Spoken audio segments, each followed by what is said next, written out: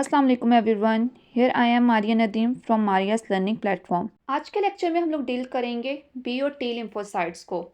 हम लोगों ने इम्यूनोलॉजी सीरीज स्टार्ट की हुई है और इसमें भी जिस टॉपिक को हम लोग डिटेल में कवर कर रहे हैं that is cells of immune system. आगे बढ़ने से पहले थोड़ा सा रिकॉल करते हैं कि अभी तक हम लोग किन किन टॉपिक्स को कवर कर चुके हैं। इम्यून सेल्स यानी कि डब्ल्यूबीसीज के इंट्रोडक्शन को, उनकी डिवीजन को और किन बेसिस पर डब्ल्यूबीसीज को डिवाइड किया जाता है, इस चीज़ को हम लोग कवर कर चुके हैं। उसके बाद डब्ल्यूबीसीज को हम लोगों ने देखा था कि डब्ल्यूबीसीज की जो डिवीजन होती है वो दो ग्रुप्स के अंदर होती है। एक होती है granulocyte and the second one is a granulocyte. Granulocyte और उसके टाइप्स, सब टाइप्स को, उनके स्ट्रक्चर्स को, फंक्शंस को हम लोग डील कर चुके हैं। फिर हम लोगों ने ए ग्रेनुलोसाइट को स्टार्ट किया। ए ग्रेनुलोसाइट्स के अंदर हम लोगों ने फैगोसाइटिक सेल्स और जिन्हें प्रोफेशन एंटीजन प्रेजेंटिंग सेल्स भी कहा जाता है, इसको हम लोगों ने डिस्कस किया। इनके इंट्रोडक्शन को देखा, इनकी टाइप्स को, सब टाइप्स को देखा, इसके इनके मैकेनिज्म को देखा कि इनका मोड ऑफ एक्शन क्या होता है, ये किस तरह से काम करते हैं और किस तरह से अपना रोल प्ले कर रहे होते हैं इम्यून सिस्टम के अंदर। इन सब को हम लोगों ने डील किया। उसके बाद हम लोगों ने ए ग्रेनुलोसाइट में हम लोगों ने नॉन फैगोसाइटिक सेल्स को स्टार्ट किया। नॉन फैगोसाइटिक सेल्स के अंदर लम्फोसाइट्स आ जाते हैं। लम्फोसाइट्स में हम लोगों ने एनके सेल्स को कवर किया। एनके सेल्स को हम लोग देख चुके हैं, उसके स्ट्रक्चर को, फंक्शंस को, मोड ऑफ एक्शन को, सब चीज़ों को हम लोग कवर कर चुके हैं। आज जो हम लोग डिस्कस करेंगे वो हम लोग करेंगे लम्फोसाइट्स में ही दो सेल्स रह गए थे, बी सेल्स और टी सेल्स। आज के इनको डील करेंगे और आज जो है यहाँ पर आज के लेक्चर के साथ ही जो हमारा इम्यून सिस्टम का टॉपिक है वो कवर हो जाएगा। तो फिर चलते हैं, स्टार्ट करते हैं आज का हमारा लेक्चर। बी लम्फोसाइट्स और टी लम्फोसाइट्स ये हमारे इम्यून सिस्टम के एक मेजर टाइप के लम्फोसाइट्स होते हैं, यानी कि मेजर डब्ल्यूबीसीज होते हैं जो कि असेंशियल रोल प्ले करते हैं अडेप्टिव इम्यूनिटी के अंदर। अडेप्टिव इम्यूनिटी क्या होती है? हमारी बॉडी के अंदर दो तरह की इम्यूनिटीज़ प्रेजेंट होती हैं। एक होती है innate immunity and the second one is adaptive immunity. Innate immunity वो इम्यूनिटी होती है जो कि बाय बर्थ हमारी बॉडी के अंदर प्रेजेंट होती है, यानी कि बर्थ के टाइम पर वो प्रेजेंट होती है। जबकि अडेप्टिव इम्यूनिटी बर्थ के टाइम पर तो प्रेजेंट नहीं होती है, लेकिन उसको बाद में अडॉप्ट किया जाता है। अडेप्टिव का वर्ड निकला है अडॉप्ट से, यानी कि उसको हमारी बॉडी अडॉप्ट करती है। तो ये जो बी और टी लम्फोसाइट्स होते हैं ये अडेप्टिव इम्यूनिटी के अंदर रोल प्ले कर रहे होते हैं, इसको बॉडी को अडॉप्ट करने में हेल्प करते हैं।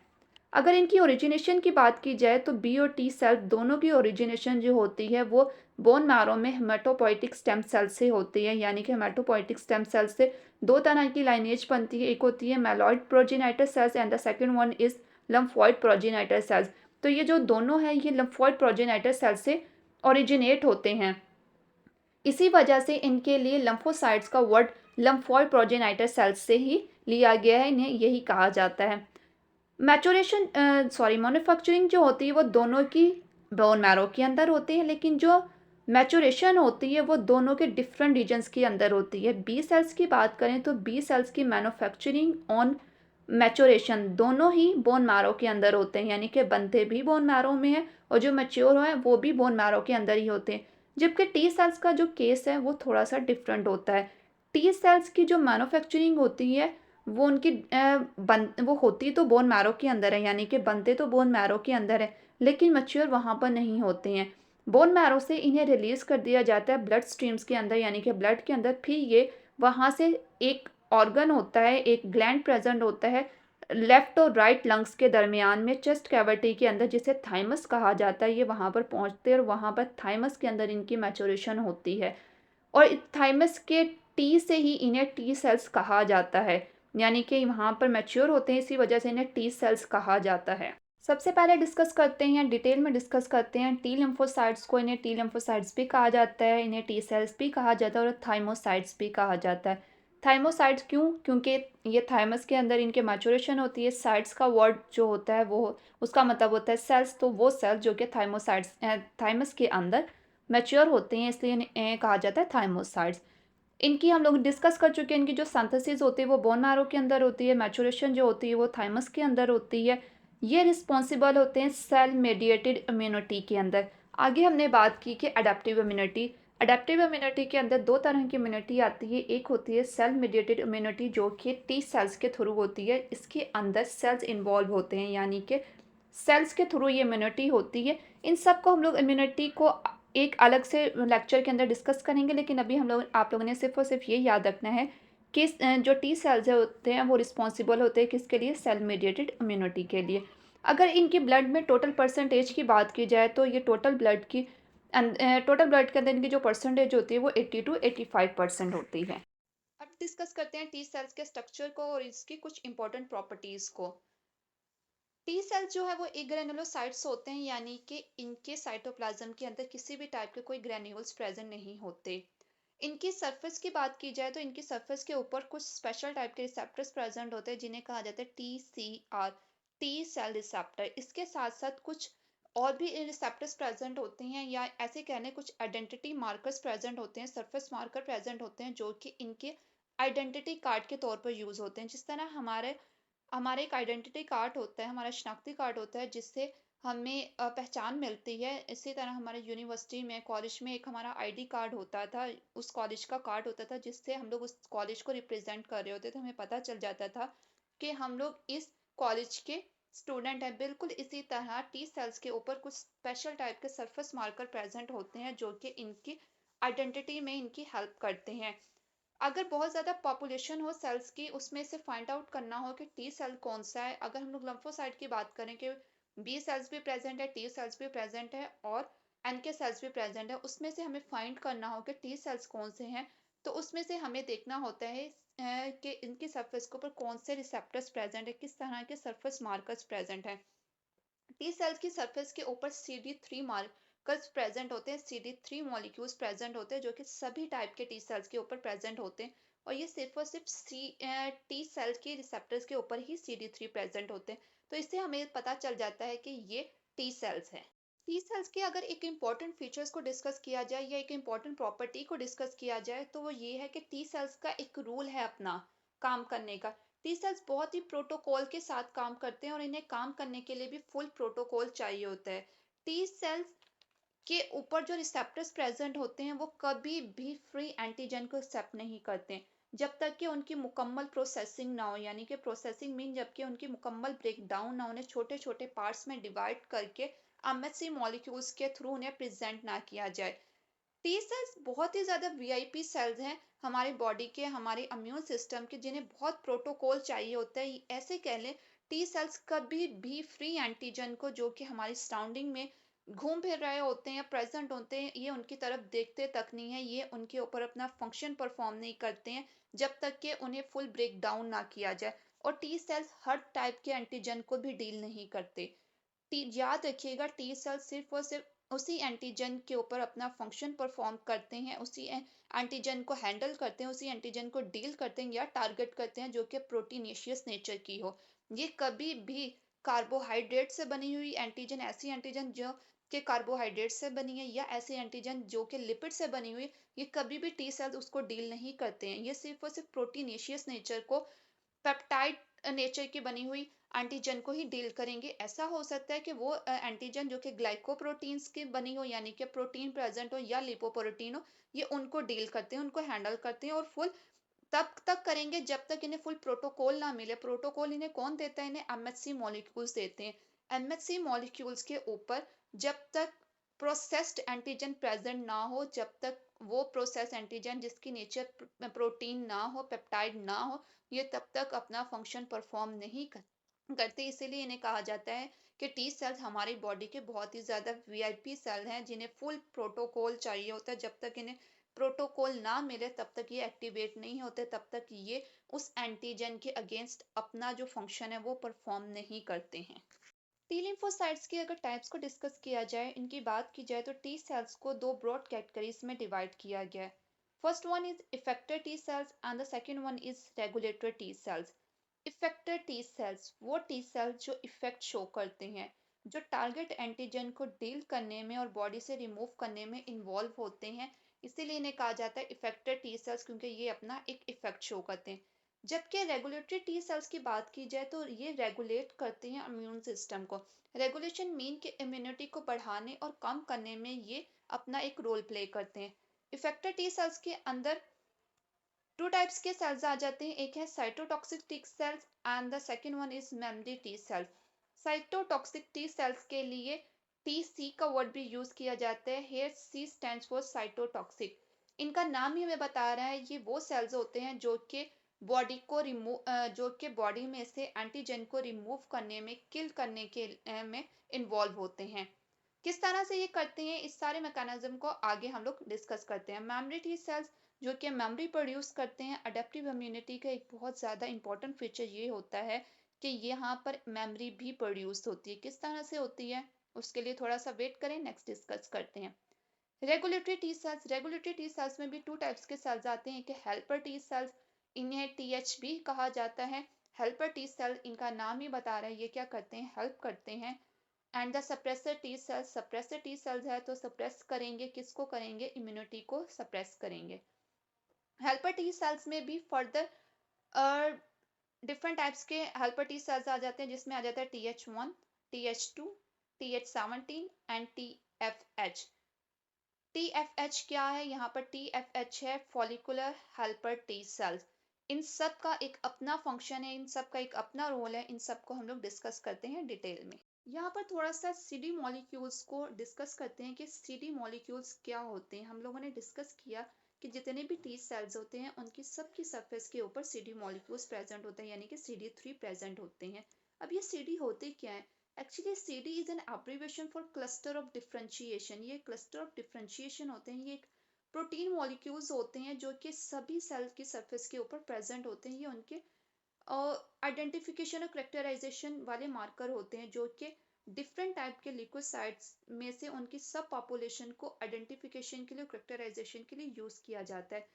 ऐसे कहने जैसे कि बहुत सारे टी सेल्स हैं, उनकी बहुत सारी टाइप्स हैं, हम लोगों ने डिस्कस किया कि बहुत सारी सब पॉपुलेशन एक ही जगह प्रेजेंट है। अगर हमें फाइंड आउट करना हो कि इनमें से टी हेल्पर सेल्स कौन से हैं, साइटोटॉक्सिक सेल्स कौन से, तो किस तरह से आइडेंटिफाई करेंगे।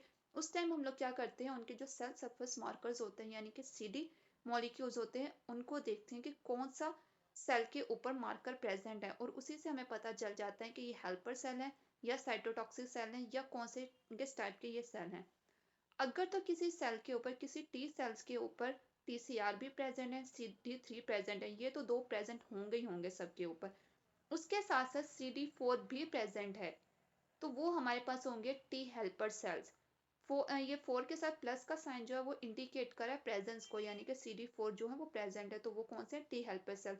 इसी तरह वो सेल जिनमें TCR भी प्रेजेंट है, CD3 मॉलिक्यूल्स भी प्रेजेंट है, लेकिन इसके साथ साथ CD8 मॉलिक्यूल प्रेजेंट है, तो वो कौन से होंगे, साइटोटॉक्सिक टी सेल। तो इस तरह से हमें पता चल जाता है कि ये किस टाइप के सेल है और किस टाइप की सब पॉपुलेशन है लिकोसाइट की।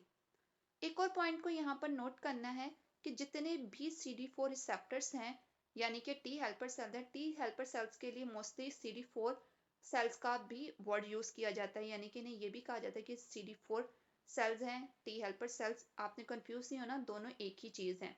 जितने भी CD4 रिसेप्टर्स हैं वो सारे के सारे किसके साथ बाइंड करते हैं, वो MHC क्लास 2 के कॉम्प्लेक्स के साथ बाइंड करते हैं। कॉम्प्लेक्स की फॉर्मेशन कैसे होती है, जैसे ही एंटीजन को प्रेजेंट किया जाता है MHC के ऊपर, MHC2 क्लास के ऊपर या MHC क्लास 1 के ऊपर, वहां पर एक कॉम्प्लेक्स की फॉर्मेशन होती है, यानी कि MHC और उसके साथ बाइंड एंटीजन, तो वहां पर वो कॉम्प्लेक्स बनाता है। तो जितने भी MHC2 कॉम्प्लेक्स हैं वो हमेशा बाइंड करते हैं CD4 के साथ, यानी कि आपने इस तरह याद रखना है MHC क्लास की जो बाइंडिंग होती है वो किस टाइप के सेल्स के साथ होती है, वो टी हेल्पर सेल्स के साथ होती है।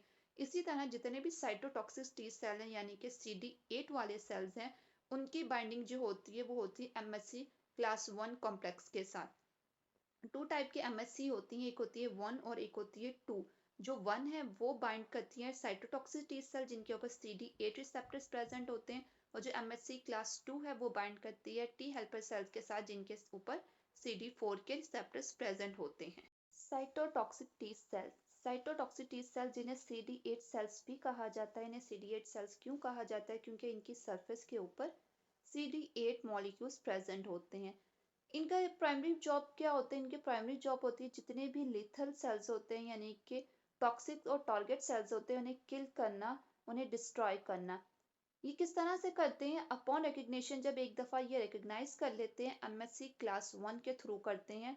MHC क्लास 1 के थ्रू जब एक दफ़ा ये रिकग्नाइज कर लेते हैं तब ये क्या करते हैं, ये रिमूव करते हैं bacterial infected cell, viral infected cells को और ट्यूमर फ्रेगमेंट्स को, जैसे कि कैंसर सेल्स को, through a process called apoptosis. Apoptosis के प्रोसेस के थ्रू ये क्या करते हैं, बॉडी से उन सेल्स को यानी कि जितने भी इन्फेक्टेड सेल्स हैं उन्हें रिमूव कर देते हैं। अब किस तरह से करती है, इनका फंक्शन जो होता है जस्ट लाइक अ एनके सेल्स। इनका जो मोड ऑफ एक्शन की बात की जाए, इनका जो मोड ऑफ एक्शन होता है वो एनके सेल्स की तरह ही होता है। इनके साइटोप्लाज्म के अंदर भी कुछ स्पेशल टाइप्स की प्रोटीन्स और एंजाइम्स प्रेजेंट होते हैं, जैसे कि परफोरिन, जैसे कि हम लोगों ने एनके सेल्स के केस में देखा था। एक होती है परफोरिन और दूसरा एंजाइम होता है ग्रेन एंजाइम।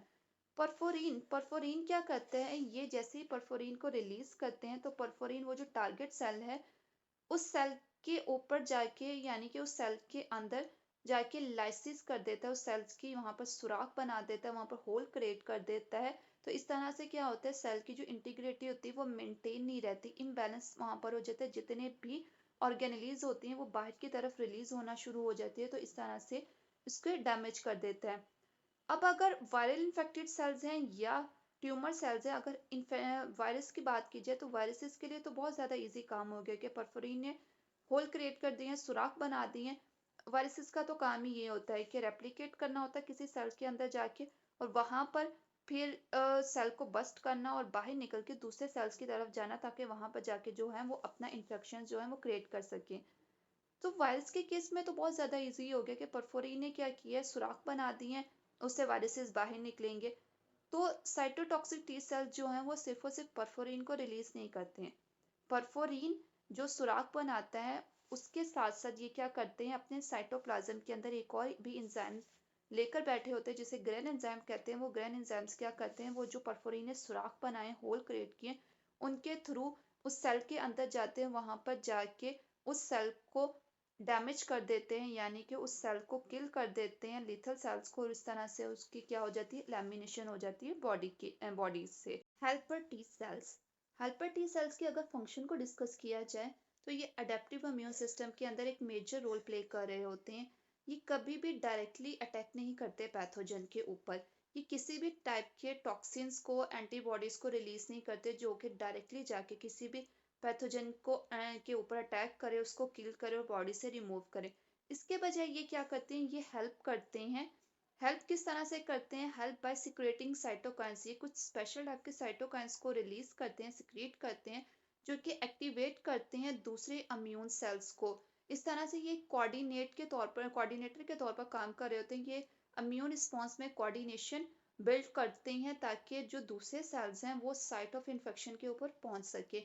ये जो साइटोकाइंस को रिलीज करते हैं वो क्या करते हैं, वो स्टिमुलेट करते हैं दूसरे इम्यून सेल्स की प्रोलिफरेशन और डिफरेंशिएशन को, जैसे कि टी सेल्स की एक्टिवेशन को, टी सेल्स की प्रोलिफरेशन डिफरेंशिएशन को, मैक्रोफेज, बी सेल्स और दूसरे जितने भी इम्यून सेल्स होते हैं सबकी एक्टिवेशन को ये क्या करते हैं, स्टिमुलेट करते हैं, ताकि वो साइट ऑफ इन्फेक्शन के ऊपर पहुंच सके और वहां पर आके अपना जो परफॉर्म फंक्शन है उसको परफॉर्म कर सके। याद रखिएगा, हेल्पर टी सेल सिर्फ हेल्प करते हैं बाय रिलीजिंग द साइटोकाइंस। ये खुद जाके कभी भी डायरेक्टली अटैक नहीं करते हैं पैथोजन को। इनका काम सिर्फ और सिर्फ दूसरे इम्यून सेल्स को एक्टिवेट करने में हेल्प करना है बाय रिलीजिंग द साइटोकाइंस। अब डिस्कस करते हैं टी हेल्पर सेल्स के डिफरेंट टाइप्स को, कि ये किस टाइप्स की इम्यूनिटी प्रोवाइड करते हैं और किस तरह से हेल्प करते हैं इम्यून सिस्टम की। सबसे पहले डिस्कस करते हैं टी हेल्पर सेल्स 1 को, यानी कि TH1 को। ये रिलीज करते हैं स्पेशल टाइप के cytokines like interferon gamma, tumour necrosis factor, जो कि एक्टिवेट करते हैं antigen presenting sales like macrophage को, और इस तरह से ये इंट्रासेलुलर पैथोजेंस के अगेंस्ट प्रोवाइड करते हैं इम्यूनिटी। टी हेल्पर सेल्स 2 यानी कि TH2 ये रिलीज करते हैं interleukin 4 as well as interleukin 13। Interleukin 4 जो है वो बी सेल्स को स्टिमुलेट करती हैं for the production of antibodies, and interleukin 13 जो है वो स्टिमुलेट करती है इंटेस्टाइन्स में म्यूकस की प्रोडक्शन को। इस तरह से ये extra cellular parasites like helminths के अगेंस्ट इम्यूनिटी प्रोवाइड करते हैं। टी हेल्पर सेल 17 यानी कि TH17 रिलीज करते हैं interleukin 17 as well as interleukin 21, और इस तरह से ये क्या करते हैं, एक्स्ट्रा सेलुलर बैक्टीरिया और फंजाई के अगेंस्ट इम्यूनिटी प्रोवाइड करते हैं by activating the phagocytic neutrophils को। TFH यानी कि फॉलिकुलर टी हेल्पर सेल्स ये सिक्रीट करते हैं इंटरल्यूकिन 10, 21, 4, और ये प्रोवाइड करते हैं long term humoral immunity. Suppressor T sales.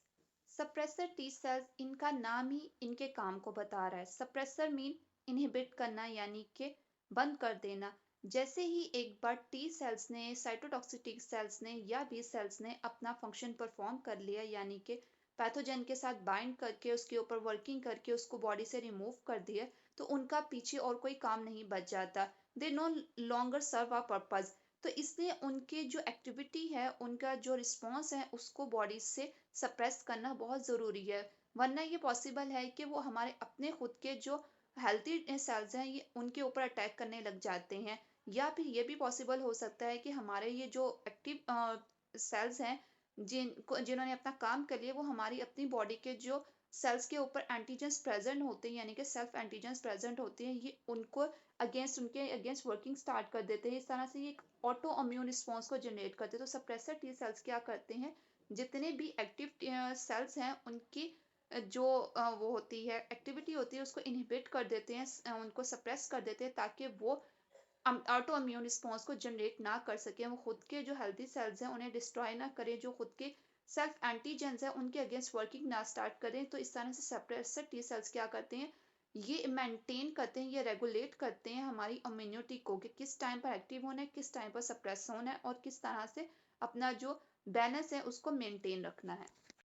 लम्फोसाइट्स की कुछ ऐसी भी टाइप होती हैं जो कि पैथोजन के बॉडी से रिमूव होने के बाद, यानी कि इन्फेक्शन के ख़त्म होने के बाद भी प्रेजेंट रहती हैं, और इनका जो लाइफ स्पैन होता है वो बहुत ज़्यादा लेंथी होता है। और इस टाइप के लॉन्ग लिविंग लम्फोसाइट्स को कहा जाता है memory T cells. Memory T cells का लाइफ स्पैन बहुत ही ज़्यादा लेंथी होता है, यहाँ तक कह लें कि थ्रू आउट द लाइफ ये प्रेजेंट रहती हैं। अगर हम लोग दूसरे लम्फोसाइट्स की बात करें या दूसरे ब्लड सेल्स की बात करें, आरबीसीज की भी बात करें, तो उनका लाइफ स्पैन भी सबसे ज़्यादा शॉर्ट होता है, यानी कि वो 120 डेज का होता है, उसके बाद वो ख़त्म हो जाते हैं। इसी तरह जो बाकी लम्फोसाइट्स होते हैं, बाकी डब्ल्यूबीसीज होते हैं, उनका लाइफ स्पैन जो भी होता है वो कुछ टाइम के लिए होता है, वो अपना फंक्शन परफॉर्म करते हैं, वो बॉडी से रिमूव हो जाते हैं। जबकि मेमोरी टी सेल्स जो होते हैं वो through out the life present रहते हैं। ये through out the life present क्यों रहते हैं, क्योंकि इनका नाम ही इनके काम को बता रहा है। मेमोरी मीन याददाश्त। इन्होंने क्या करना होता है, याददाश्त को महफूज रखना होता है। ये किस चीज़ को महफूज रखते हैं, किस चीज़ की मेमोरी को ये स्टोर करते हैं, ये पैथोजन की और एंटीजन को ये स्टोर करते हैं, यानी कि उसके जितने भी फीचर्स होते हैं उन्हें अपने अंदर स्टोर कर लेते हैं, उन्हें अपने अंदर महफूज कर लेते हैं, ताकि नेक्स्ट टाइप उसी टाइप का एंटीजन या उससे मिलता जुलता, उसकी फैमिली से बिलोंग करता किसी भी टाइप का एंटीजन जो है वो बॉडी के अंदर एंटर हो, तो उसके अगेंस्ट क्विक रिस्पॉन्स को जनरेट कर सके, वहाँ पर टाइम टेकिंग चीज़ें ना हो। क्योंकि फर्स्ट इनकाउंटर जो भी होता है, फर्स्ट इनकाउंटर के दौरान में चीज़ें हमेशा टाइम टेकिंग होती हैं, क्योंकि वहाँ पर सबसे पहले एंटीजन को समझा जाता है कि किस टाइप का एनिमी है, इसको किस तरह से डील करना है, किस तरह से हैंडल करना है, किस तरह के वेपन्स को यूज़ करना है। जबकि सेकंड टाइम में ऐसा नहीं होता। सेकंड टाइम में बहुत ही ज़्यादा क्विक रिस्पॉन्स दिया जाता है, उसको फ़ौरन से बॉडी के अंदर से रिमूव कर दिया जाता है। किस वजह से, क्योंकि मेमोरी टी सेल्स जो हैं उसके सारे के सारे फीचर्स को, उस पैथोजन के सारे फीचर्स को, उसके एंटीजन के सारे फीचर्स को अपने अंदर स्टोर कर लेता है। इस तरह से ये बहुत ज़्यादा हेल्पफुल होता है सेकंड टाइम में, सेकंड इनकाउंटर में बॉडी से उस पैथोजन को रिमूव करने में। They are the extremely important, ये बहुत ज़्यादा इंपॉर्टेंट होते हैं, because they have the ability to expand into large number of factor cell T cells upon exposure of familiar antigens. ये बहुत ही ज़्यादा इंपॉर्टेंट होते हैं क्योंकि इनके अंदर इतनी एबिलिटी होती है कि ये फ़ौरन से कन्वर्ट हो जाते हैं किसके अंदर, इफेक्टर टी सेल्स के अंदर, एक्सपेंड कर देते हैं इफेक्टर टी सेल्स के उस नंबर्स को, जैसे ही उस फैमिली एंटीजन, उस जैसा एंटीजन या उससे मिलता जुलता एंटीजन का जैसे ही इनकाउंटर होता है बॉडी के अंदर। अब वैक्सीन के थ्रू जो बॉडी के अंदर इम्यूनिटी जनरेट होती है, वहाँ पर भी मेमोरी टी सेल्स जो हैं वो बहुत ज़्यादा रोल प्ले कर रहे होते हैं। मेमोरी टी सेल्स की वजह से ही बॉडी के अंदर वैक्सीन के थ्रू इम्यूनिटी क्रिएट हो पाती है, इम्यूनिटी जनरेट हो पाती है। अब डिस्कस करते हैं बी लिम्फोसाइट्स को और बी सेल्स को। इनकी जो प्रोडक्शन होती है और मैचुरेशन वो दोनों ही बोन मैरो के अंदर होती है, यानी कि बनते भी बोन मैरो के अंदर हैं और जो मेच्योर हैं वो भी बोन मैरो के अंदर ही होते हैं, in the case of mammals और in the case of human beings. They are responsible for antibody mediated immunity, और जिसे AMI भी कहा जाता है। एंटीबॉडी मेडिएटेड इम्यूनिटी के लिए रिस्पॉन्सिबल होते हैं, एक ऐसी इम्यूनिटी जो कि एंटीबॉडीज के थ्रू होती है।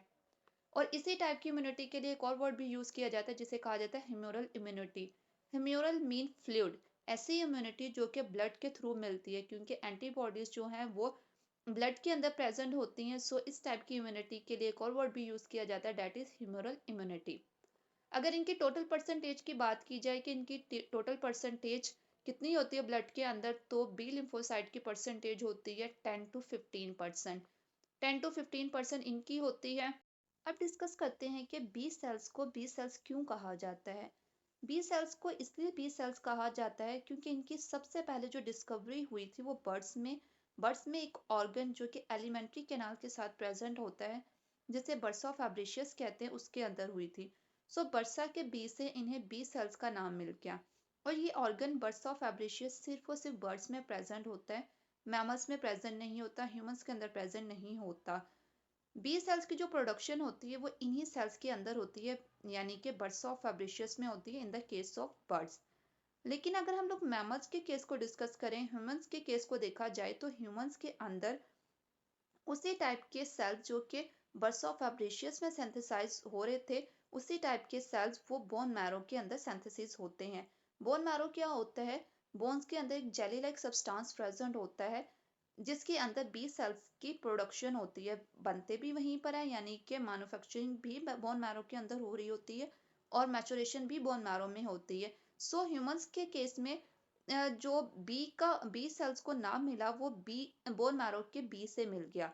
सो बर्ड्स के केस में बर्ड्स ऑफ फैब्रिशियस इन्हें बी सेल्स कहा जाने लगा, और ह्यूमंस के केस में ह्यूमन के अंदर बोन मैरो से इनका नाम बी सेल डल गया, इन्हें बी सेल्स का नाम मिल गया। सो इसलिए बी सेल्स को बी सेल्स कहा जाता है। अब बात करते हैं बी सेल्स की आइडेंटिटी की, कि बी सेल्स को किस तरह से आइडेंटिफाई किया जा सकता है। अगर बहुत सारे लम्फोसाइट्स प्रेजेंट हो, डिफरेंट टाइप के लम्फोसाइट प्रेजेंट हो, तो उसमें से किस तरह से आइडेंटिफाई किया जा सकता है कि ये बी सेल्स हैं। तो इसकी आइडेंटिफिकेशन होती है थ्रू सरफेस मार्कर और आइडेंटिफिकेशन मार्कर्स के थ्रू। जिस तरह से हम लोगों ने टी सेल्स के केस में डिस्कस किया कि टी सेल्स के ऊपर कुछ स्पेशल टाइप के रिसेप्टर्स प्रेजेंट होते हैं, इसी तरह बी सेल्स के ऊपर भी कुछ स्पेशल टाइप्स के रिसेप्टर्स प्रेजेंट होते हैं। बी सेल्स के ऊपर एक रिसेप्टर प्रेजेंट होता है जिसे कहा जाता है BCR, यानी कि बी सेल रिसेप्टर। इसके साथ साथ कुछ CD मार्कर्स भी प्रेजेंट होते हैं, जैसे कि CD19, जो कि सिर्फ और सिर्फ बी सेल्स के केस में ही प्रेजेंट होता है। अगर किसी सेल के ऊपर CD19 प्रेजेंट है तो इट्स मीन कि ये बी सेल है। इसके अलावा इनके सरफेस के ऊपर MSC क्लास 2 के मॉलिक्यूल्स भी प्रेजेंट होते हैं। MSC क्लास 2 के मॉलिक्यूल्स कहाँ पर प्रेजेंट होते हैं? ये सिर्फ और सिर्फ उन्हीं सेल्स के ऊपर प्रेजेंट होते हैं जो कि वर्क कर रहे होते हैं एज एंटीजन प्रेजेंटिंग सेल्स के तौर पर, और वहां पर भी प्रोफेशनल एंटीजन प्रेजेंटिंग सेल्स की सरफेस के ऊपर MSC क्लास 2 के मॉलिक्यूल्स प्रेजेंट होते हैं। अब अगर MSC क्लास 2 के मॉलिक्यूल्स प्रेजेंट है, तो फिर इनसे पता चल रहा है कि इनका एक काम, बी सेल्स का एक काम जो होता है वो एंटीजन की प्रोसेसिंग करना, और फिर प्रोसेसिंग मीन यानी कि एंटीजन को छोटे छोटे पार्ट्स के अंदर डिवाइड करना, डिवाइड करने के बाद MSC क्लास 2 मॉलिक्यूल्स के थ्रू टी सेल्स को प्रेजेंट करना। सो बी सेल जो होते हैं वो एज अ वर्क कर रहे होते हैं प्रोफेशनल एंटीजन प्रेजेंटिंग सेल्स के तौर पर। इसके अलावा कुछ और भी एडिशनल रिसेप्टर्स प्रेजेंट होते हैं जो कि बी सेल्स के सरफेस के ऊपर प्रेजेंट होते हैं। इनमें से सबसे पहले आ जाता है एक ICAM1। ICAM1 क्या है? ये एक एडिशन मॉलिक्यूल है। ये दो सेल्स को ज्वाइन होने में, दो सेल्स को एडहेयर होने में, यानी कि आपस में जुड़ने में हेल्प करता है ICAM।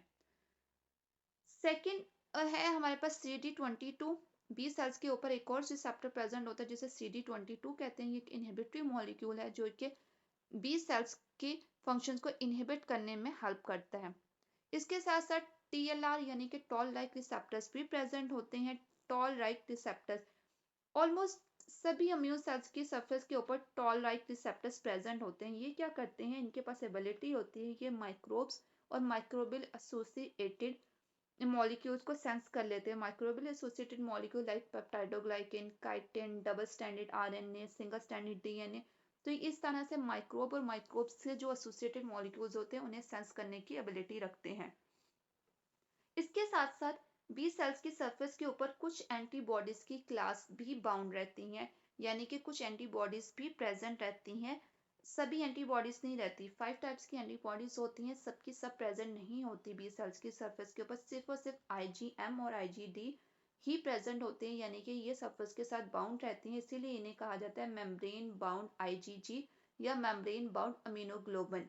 और वो कौन सी होती हैं? वो होती हैं आईजीएम और आईजीडी। ये हर वक्त प्रेजेंट रहती हैं बी सेल्स की सरफेस के ऊपर। B lymphocyte usually two forms में एग्जिस्ट करते हैं। First one is membrane bound form, जिसे बीसीआरपी कहते हैं। The second one is secreted form, जिन्हें प्लाज्मा सेल्स कहते हैं। अगर बी सेल्स की मेम्ब्रेन है और उस मेम्ब्रेन के ऊपर यानी कि बी सेल्स की सरफेस के ऊपर बीसीआर प्रेजेंट है, बीसीआर यानी कि बी ए सेल रिसेप्टर जो कि एंटीजन को रिकॉग्नाइज करते हैं, इनकाउंटर करते हैं, और तो उनके लिए बीसीआर का वर्ड यूज होता है। और अगर बी सेल्स जो हैं वो सिक्रेटिंग फॉर्म में है, फ्लूइड में, ब्लड में प्रेजेंट है, तो उनके लिए प्लाज्मा सेल्स का वर्ड यूज होता है, जो कि नेक्स्ट एंटीबॉडीज की प्रोडक्शन करते हैं। टाइप्स ऑफ बी सेल्स को डिस्कस किया जाए तो दो तरह के बी सेल्स होते हैं, एक होते हैं plasma cell and the second one is memory cell. Plasma cells, plasma का वर्ड ही फ्लूइड से निकला है, यानी कि प्लाज्मा से निकला है। ये क्या करते हैं? ये एंटीबॉडीज की प्रोडक्शन करते हैं, जो कि एंटीबॉडी मीडिएटेड इम्यूनिटी के लिए रिस्पॉन्सिबल होती है, उसको जनरेट करती है बॉडी के अंदर। मेमोरी टी सेल्स, मेमोरी का वर्ड ही हमें बता रहा है, ये क्या करते हैं? मेमोरी को स्टोर करते हैं, मेमोरी को जनरेट करते हैं और रिस्पॉन्सिबल होते हैं किसके लिए? सेकेंडरी इम्यून रिस्पॉन्स के लिए। अब बी सेल जो है ये अडेप्टिव इम्यूनिटी का पार्ट होते हैं। सो अडेप्टिव इम्यूनिटी का सबसे मेन फंक्शन जो होता है, वो इंपॉर्टेंट फंक्शन जो होता है, वो होता है, फीचर की बात करेंगे, इंपॉर्टेंट फीचर जो होता है वो होता है मेमोरी को जनरेट करना, मेमोरी को क्रिएट करना, मेमोरी बनाना। किस चीज की मेमोरी बनाना? बिल्कुल उसी तरह की मेमोरी बनाना जिस तरह के टी सेल्स बनाते हैं, यानी कि जो भी एंटीजन है, जिस टाइप का भी एंटीजन है, उसके जो फीचर्स होते हैं उनको स्टोर कर लेते हैं अपने अंदर, उनको महफूज कर लेते हैं कि जैसे ही सेकंड टाइम उस एंटीजन का यानी कि उस पैथोजन का इनकाउंटर हो, सेकंड टाइम इनकाउंटर हो, या उससे मिलता जुलता, उससे उस फैमिली से बिलोंग करते हुए किसी मेंबर का बॉडी के अंदर एंट्री हो, तो ये फौरन से उसकी अगेंस्ट कैंडी इम्यून रिस्पॉन्स को क्विकली जनरेट करें, और वो सेकेंड इम्यून रिस्पॉन्स जो होता है वो टाइम टेकिंग नहीं होता, वो फौरन से शो होता है।